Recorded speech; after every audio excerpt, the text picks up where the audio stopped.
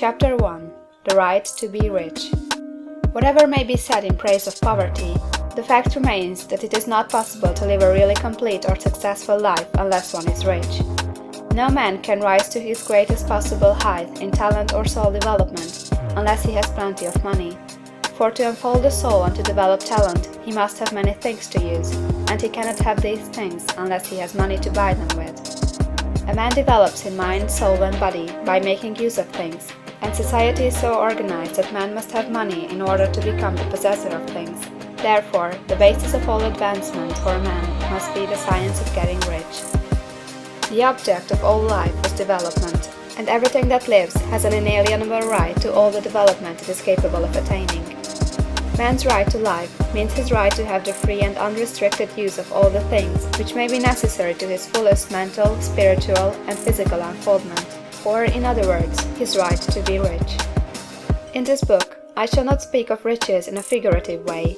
To be really rich does not mean to be satisfied or contented with a little. No man ought to be satisfied with a little if he is capable of using and enjoying more. The purpose of nature is the advancement and unfoldment of life, and every man should have all that can contribute to the power, elegance, beauty, and richness of life. To be content with less is sinful. The man who owns all he wants for the living of all the life he is capable of living is rich, and no man who has not plenty of money can have all he wants. Life has advanced so far and become so complex that even the most ordinary man or woman requires a great amount of wealth in order to live in a manner that even approaches completeness. Every person naturally wants to become all that they are capable of becoming.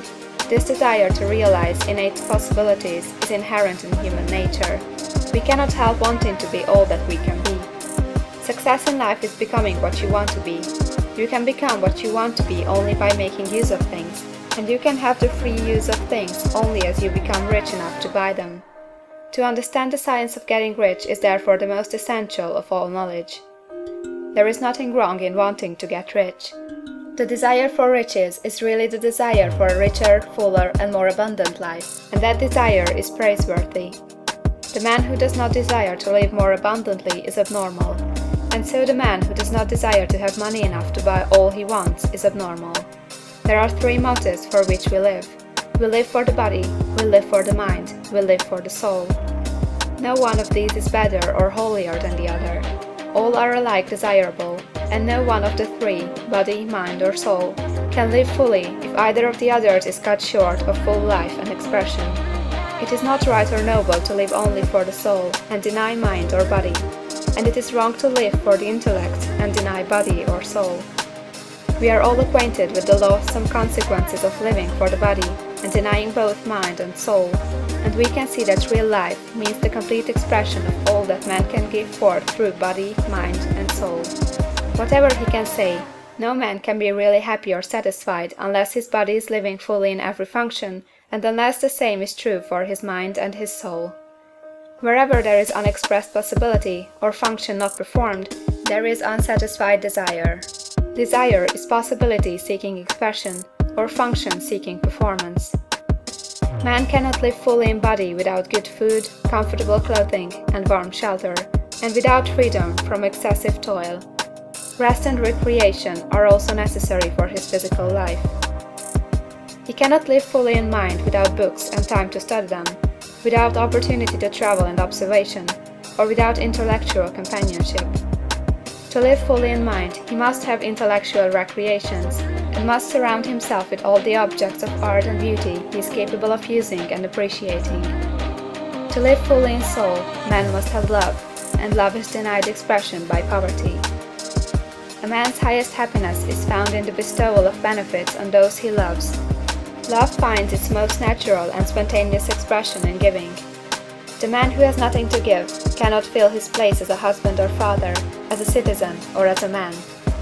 It is in the use of material things that the man finds full life for his body, develops his mind, and unfolds his soul. It is therefore of supreme importance to him that he should be rich. It is perfectly right that you should desire to be rich. If you are a normal man or woman, you cannot help doing so. It is perfectly right that you should give your best attention to the science of getting rich, for it is the noblest and most necessary of all studies. If you neglect this study, you are derelict in your duty to yourself, to God and humanity. For you can render to God and humanity no greater service than to make the most of yourself. End of Chapter 1.